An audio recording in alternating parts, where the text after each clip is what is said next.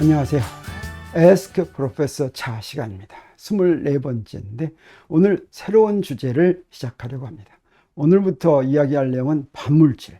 반물질이 무엇인지 궁금한 사람들이 많아서 반물질을 설명하려는데, 간단히 반물질은 무엇이다 이렇게 얘기하는 대신에 인간이 반물질에 대해서 어떻게 알게 되었는지까지 좀 자세하게 몇 번에 걸쳐서 이야기하려고 합니다. 오늘 이야기할 제목은 그래서 소제목은 원자에서 소립자까지로 정했습니다. 자, 그러면 일단 반물질이 무엇인지 정의하겠습니다. 반물질이 무엇인지 정의하려면 먼저 뭘 알아야 되냐면 기본 입자를 알아야 되는데, 기본 입자는 무엇을 기본 입자라고 부르냐면 물질을 더 이상 나눌 수 없는 가장 작은 단위가 되는 입자, 이것을 기본 입자라고 합니다. 이 기본 입자에는 무엇이 있냐면 6개의 쿼크와 6개의 렙톤이 오늘날 기본 입자다라고 생각하고 있습니다. 지금 한 200년에 걸쳐서 기본 입자에 대한 생각이 여러 번 바뀌었습니다. 그래서 오늘날 기본 입자는 6개의 쿼크와 6개의 렙톤이다 라고 말하는 이유도 또 바뀔지도 모르니까 그렇게 얘기합니다. 근데 오늘 물리학자들은 이게 진짜 기본 입자일 것이다 라고 생각을 합니다.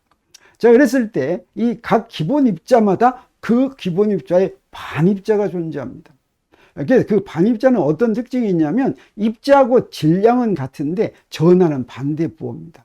전하의 크기는 같지만 또 다른 양자 수들도 서로 반대 부호입니다. 그러면 이 입자와 그 입자에 대응하는 반입자 사이는 어떤 관계가 있냐면, 만약에 둘이 접촉하면, 둘이 만나면 소멸해서 순수한 에너지로 바뀌어 버립니다. 질량이 없어져 버립니다.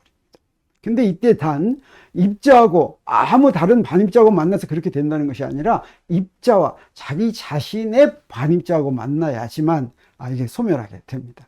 자, 그러면 이제 반물질은 무엇이냐? 반물질은 바로 이런 반입자들로 구성된 물질을 반물질이라고 합니다. 그래서 보통 물질은 기본 입자로 구성되어 있는데 그 기본 입자에는 반입자가 대응이 되고 그 반입자들로 만들어진 것이 반물질이다라고 하는 것이죠. 기본 입자에 대해서 조금 더 자세히 설명하겠습니다. 내부에 어떤 구조도 없어서 더 이상 나눌 수 없는, 내부에 뭐가 들어있다든가 어떤 구조가 있다든가 하면 나눌 수가 있겠죠. 안에 아무것도 없습니다. 자, 그런 것을 기본 입자라고 부르고, 그리고 여러분 이제 물리를 좀 공부했으면 미세계에는 입자 파동의 이중성을 갖고 있다더라 이런 말을 들었으니까, 여기서 기본 입자라고 하는 것은 아마 기본 입자는 파동은 아니고 입자인가 보다 이렇게 생각할지도 몰라서 여기서 이제 확실하게 해두고 갑니다. 사실은 미세계에 있는 것들은 입자와 파동을 구분하는 그런 대상이 아닙니다. 그래서 여기서 기본 입자라고 부르는 것은 입자의 성질을 강조하기 위해서 그렇게 부르는 것이 아니라 그냥 그 대상을 이렇게 부르는 것입니다.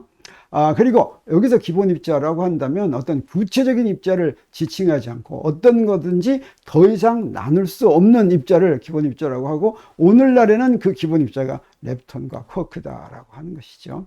이 기본 입자를 영어로는 뭐라고 그랬냐면 elementary particle이라고 합니다. 여기서 엘리멘터리가 기본적인, 기초의 이런 뜻을 가지고 있죠. 이것이 한동안은 어떤 의미로 쓰였냐면 고유명사로 쓰였습니다. 한동안은 어떤 특정한 입자들을 가리키는 의미로 쓰였고, 이것을 우리나라에서 번역할 때 소립자다 이렇게 번역해서 이용을 했었습니다. 자, 오늘은 이 엘리멘터리 파티클에 도달하기까지 이야기를 하려고 합니다. 자, 그러면 아주 옛날에도 기본 입자가 있을 거라고 생각을 했고, 또 뭐 고대 그리스 시대의 아리스토텔레스는 어땠습니까? 물질은 나누면 그 구성 요소가 4가지다. 그래서 물, 불, 공기, 흙이다. 모든 물질은 이 물, 불, 공기, 흙으로 모여서 만들었다. 뭐 이런 이야기를 했죠. 그리고 고대 그리스 시대에도 원자로 이루어졌다. 다시 말하면 자르면 더 이상 자를 수 없는 작은 입자로 이루어졌다. 이런 사람들이 있었는데, 이제 19세기에 들어와서 최초로 영국의 존 돌턴이라고 하는 사람이 원자론을 제안했습니다. 1808년입니다. 그때 원자에 해당하는 것들이 발견되기 시작했어요. 그래서 물질은 매우 적은 종류, 몇 가지가 안 돼야 되겠죠. 기본 입자는 몇 가지가 안 돼야 되겠습니다. 그럼 매우 적은 종류의 원자로 이루어졌다라고 제안을 한 것입니다. 이때 원자가 바로 기본 입자에 해당하는 것입니다. 더 이상 나눌 수 없다라고 하는 것이죠. 그리고 같은 종류의 원자는 크기, 질량, 성질이 아주 똑같다라고 제안을 했고, 원자는 더 이상 쪼갤 수가 없다. 그리고 새로 생겨나지도 않고 없어지지도 않는다. 이렇게 생각했던 것입니다. 그리고 서로 다른 종류의 원자가 모여서 합성물을 만들어서 오늘날 우리 주위의 물질을 형성한다. 이렇게 생각한 것이죠. 그리고 이런 합성물을 만드는 과정이 바로 뭐냐면 화학 반응이다 라고 하는 것입니다. 당시까지 관찰된 사실을 종합해서 이런 원자론을 제안을 하는 것입니다. 그런데 무슨 일이 벌어지냐면 이 존 돌턴이 제안한 원자가 더 이상 기본 입자가 아닐지도 모른다라고 하는 증거가 안에 실험을 안 해봤는데도 그런 증거가 나타납니다. 그게 바로 뭐냐면 멘델레프의 주기율표가 그런 일을 하는데, 멘델레프는 러시아 사람이죠. 이 사람이 주기율표를 1869년, 그러니까 1808년에 원자론이 제안되고 그로부터 60년 지났죠. 1869년에 주기율표를 제안을 했는데, 주기율표는 뭡니까? 당시에 발견된 원자들을 무슨 순서로? 질량 순서로, 그걸 원자량이죠. 그런 질량 순서로 쭉 모았더니 어떤 일이 벌어졌습니까? 굉장히 중요한 일이 벌어졌어요. 왜 그러냐면 화학적 성질이 똑같은 원소들이 주기적으로 반복된다고 하는 사실을 알았습니다. 자, 그렇다면 이 원자들이 각각 전부 다 독립적인 기본 입자라고 한다면 서로 다른 독립 입자가 비슷한 성질을 갖는다는 건 좀 이상하죠. 그것도 주기적으로, 그 무슨 얘기냐면 첫 번째, 두 번째, 세 번째, 네 번째, 일곱 번째, 여덟 번째 하면 다시 똑같은 놈이, 17번째 하면 똑같은, 뭐 이렇게 주기적으로 발견이 된다고. 여러분 이제 주기율표에 대해서 잘 알죠. 바로 이런 성질은 무엇을 의미해 주냐면 굉장히 중요한 걸 의미해 주는데, 근데 당시에 주기율표에 빈 칸들이 있었습니다. 빈 칸들. 그 빈 칸에 해당하는 질량이 얼마쯤 될지, 그 다음에 그 반복된 화학적 성질로부터 그놈의 성질은 어떻게 될지, 이런 걸 미리 짐작할 수 있으니까 그 빈 칸의 원소를 바로 찾아낼 수가 있었죠. 이건 바로 무슨 증거겠습니까? 원자가 기본 입자가 아니라는 강력한 증거가 되는 것입니다. 그렇지만 원자 속에 무엇이 들어있는지 직접 실험으로 알 수는 없었죠. 그런데 그런 일이 벌어졌습니다. 그런 발견을 한 사람이 누구냐면 영국의 톰슨이라고 하는 물리학자입니다. 이 물리학자가 무엇을 발견했냐면 전자를 발견했어요. 1897년, 주기율표가 나오고 또 30년 뒤죠. 이분은 이제 전자를 발견한 공로로 1906년에 노벨 물리학상을 받았습니다. 네. 그러면 이 전자는 어떤 역할을 하느냐? 이제 전자 발견한 얘기하면 크룩스관이라는 음극선관인데 유리관이에요. 유리관 안에 공기를 다 뽑아놓고 양쪽을 높은 전차를 걸어줄 것 같으면 거기에 푸르스름한 선이 생기는데 이걸 갖다가 음극선이라고 합니다. 이게 크룩스라는 사람이 그 관을 만들었기 때문에 크룩스관이라고 부르는데, 이 19세기 말 에는 이런 크룩스관이 당시 대학교에서 굉장히 첨단 실험 장비였습니다. 이걸 이용해서 전자도 발견했고 엑선도 발견했고 뭐 그렇습니다. 자, 이 실험을 통해서 발견했는데 이때 이 전자는 여러 가지 실험을 통해서 음전하를 띠고 있고 질량이 당시에 알고 있던 수소원자 질량은 2000분의 1밖에 안 된다라고 하는 사실을 알았습니다. 이렇게 질량이 작다면 요놈은 원자 속에 들어있을 것이다, 이렇게 이야기한 것이죠. 그래서 이 전자가 원자 내부에 들어있다라고 하는 톰슨의 원자 모형을 1904년에 제안을 하게 됩니다. 자, 그래서 원자 속에 전자가 들어있다라고 한다면 원자가 더 이상 이제 기본 입자가 아니다, 이런 이야기가 되겠죠. 근데 그 뒤에 바로 무슨 일이 벌어지냐면 또 영국의 러더포드라고 하는 사람이 원자핵을 발견하게 됩니다. 이건 1911년인데 근데 톰슨의 제자였어요. 톰슨의 원자 모형을 확인하기 위해서 당시에 새로 발견된 방사선 중에 알파선을 원자 속을 통과시키는 그런 실험을 합니다. 그래서 그런 실험을 해가지고 어떠냐, 원자핵의 존재를 발견했는데 원자핵은 양전하로만 이루어진 그런 존재입니다. 이게 얼마나 작냐면 원자 내부에 지름의 10,000분의 1 정도 작은 위치에 이 양전하가 전부 모여 있고, 전자는 질량이 굉장히 작으니까 원자 전체의 질량을 다 누가 갖고 있냐면 이 양전하가 가지고 있는데, 이 양전하는 거의 원자 전체의 질량이나 마찬가지죠. 그런 놈이 그 내부에 존재한다라고 하는 것이죠. 이게 마치 태양처럼 생기고 아주 이제 흥분됐습니다. 그리고 이 전자는 원자핵 주위를 이렇게 회전하도록 만들어야지만 전자가 원자핵으로 떨어지지 않겠죠. 그런 러더포드의 원자 모형을 제안을 했는데, 당시에 이미 전자기학이 발달해서 전하가 만약에 전자가 원운동을 하면 전자기파를 바깥으로 내보내야 된다라고 하는 걸 알고 있었습니다. 그래서 이 러더포드의 원자 모형이 원칙적으로 옳지 않다라고 하는 것도 바로 알 수가 있었죠.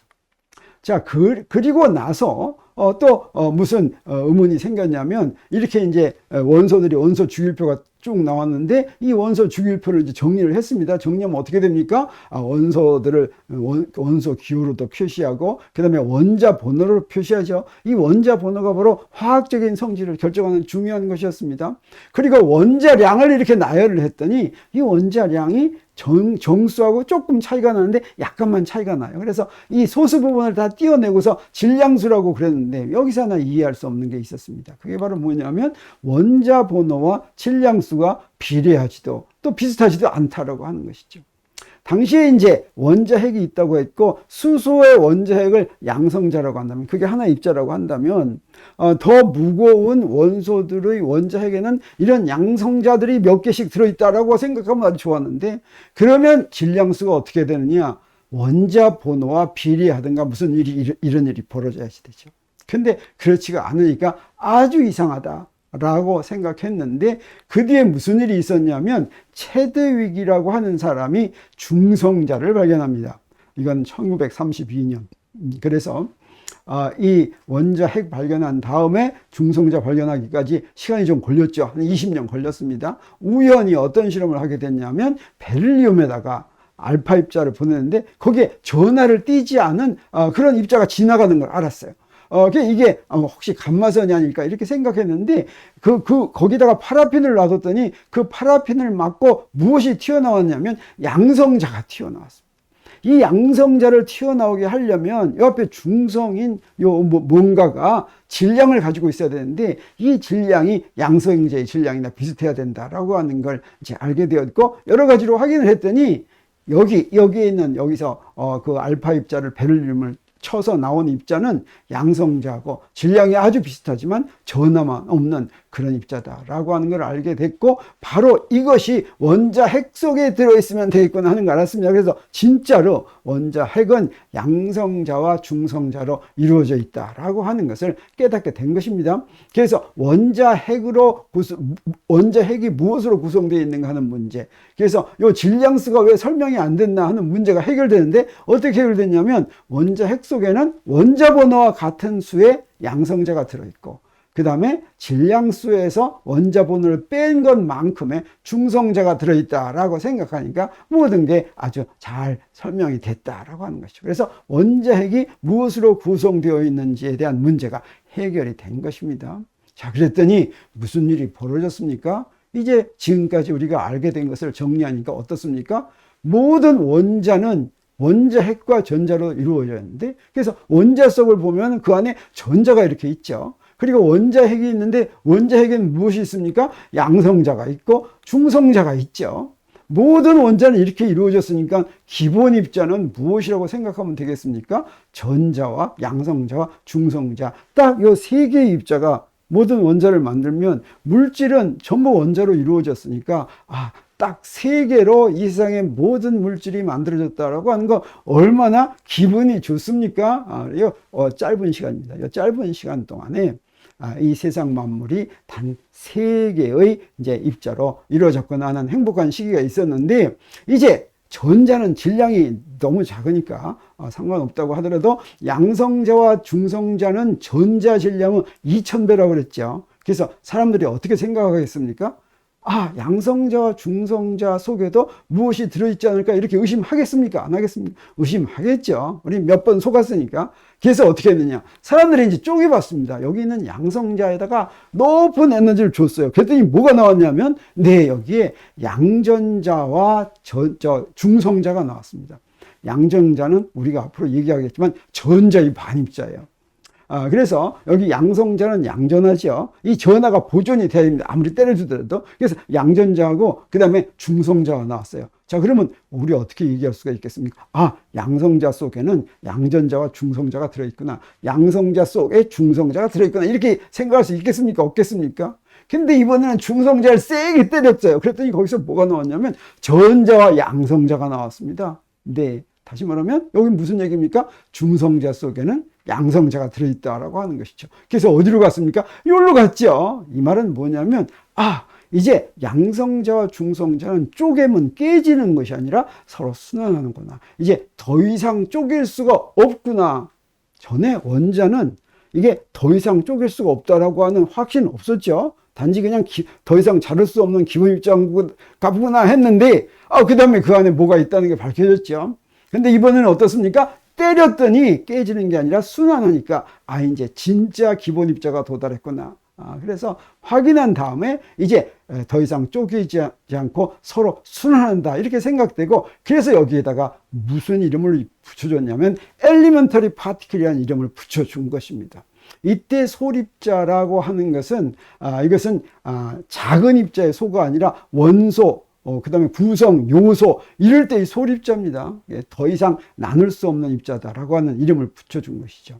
맨 앞에서 엘리멘터리 파티클이 지금은 기본 입자라는 의미로 이용이 되고 있는데, 한동안 20세기 초에는 이 소립자가 이런 이 양성자, 중성자, 전자를 지칭하는, 이때 이것을 기본 입자라고 생각한 것입니다.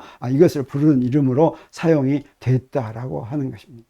그래서 원자에서 소립자까지를 이제 정리할 것 같으면 19세기 초 돌턴이 원자론을 시작해서 물질은 원자라고 하는 기본 입자로 이루어져 있고, 원자는 쪼개지도 새로 만들어지지도 않는다고 하는 거, 없어지지도 않는다는 것을 이제 생각하게 된 것이죠. 그런데 원소의 주기율표 1869년, 그 다음에 전자의 발견, 원자의 핵의 발견, 중성자의 발견을 거치면서 원자 속에는 뭐가 들어있어요? 전자, 양성자, 중성자로 이루어져 있다는 걸 알게 되고, 그 다음에 더구나 양성자와 중성자는 더 이상 쪼개지지 않고 서로 순환한다라고 하는 것을 깨닫고, 이제 기본 입자를, 드디어 인간이 기본 입자를 발견했구나, 알아냈구나 라고 하는 그런 생각을 하게 되고, 여기다가 자신 있게 엘리멘터리 파티클, 소립자라고 하는 이름까지 붙여준 것이죠. 그래서 이때까지는 고유명사로 이용이 됐다고 하는 것입니다. 지금 여기서 이렇게 얘기하는 건, 이게 이제 곧 깨진다라고 하는 걸 지금 암시하는 것이죠. 네, 오늘은 여기서 마치고 다음 시간에 이 이야기를 이어나가도록 하겠습니다.